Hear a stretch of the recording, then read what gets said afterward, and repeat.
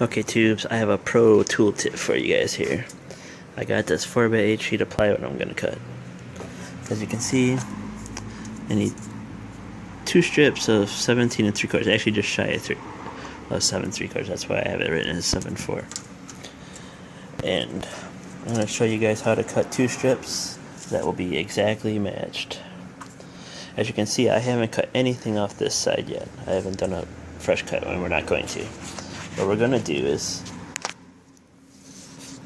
I could go 18 inches, but I like to have a little bit more for a cutoff, so we're going to line our saw up at the 18.5 mark and make a cut. This is actually the correct way the track should go out. In that last clip I was showing you wrong. I had the track on the right side, but you really want it on the left side, the side that you want to keep. You want it 18.5 inches to that edge, because that's what size you want the board to be.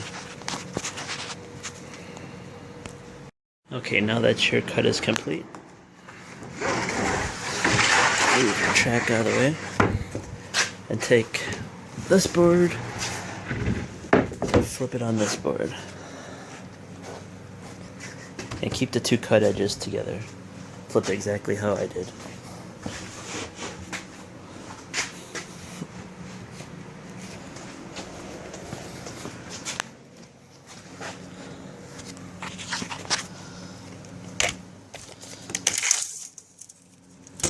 Now, make sure your edges are good and flush together.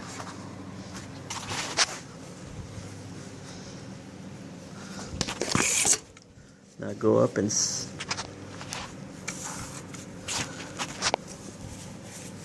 up for your next cut, which will be the 17 and just shy of 3/4. More like about a 32nd under.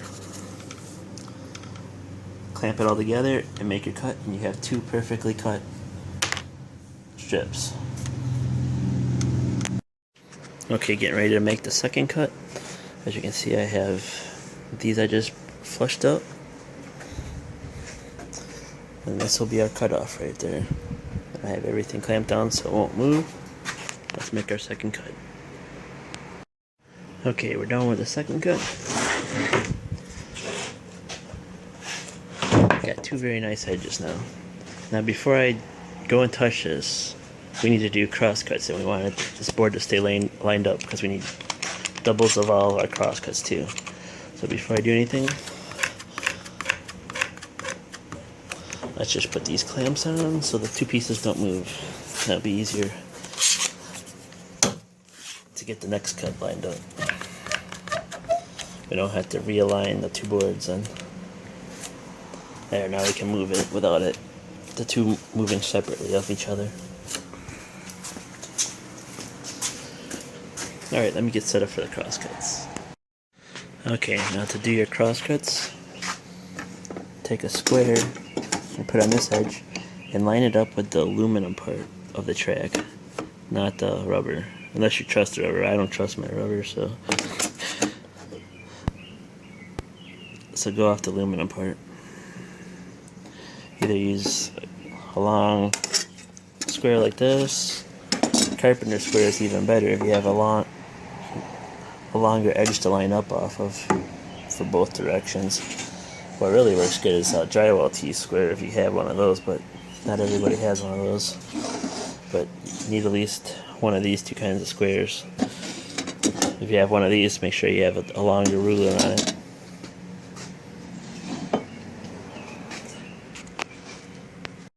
Okay, then set up your saw so your track is covering the good part you want to keep, and whack off the part you don't want to keep. Okay, now that I have a square corner here, I can just use this to make all my future cross cuts right on down the line, and everything will be nice and square.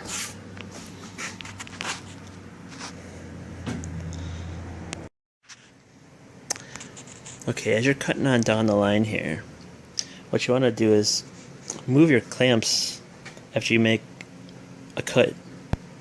Now that piece is done. Move your clamps down and keep them on the side that you still need to cut parts out of yet.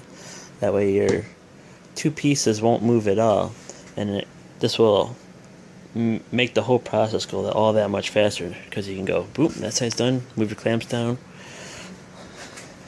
measure up, cut that, and you're done. If you're sitting there trying to readjust and keep your panels lined up all the time, they're just going to come out all kitty-wampus on you.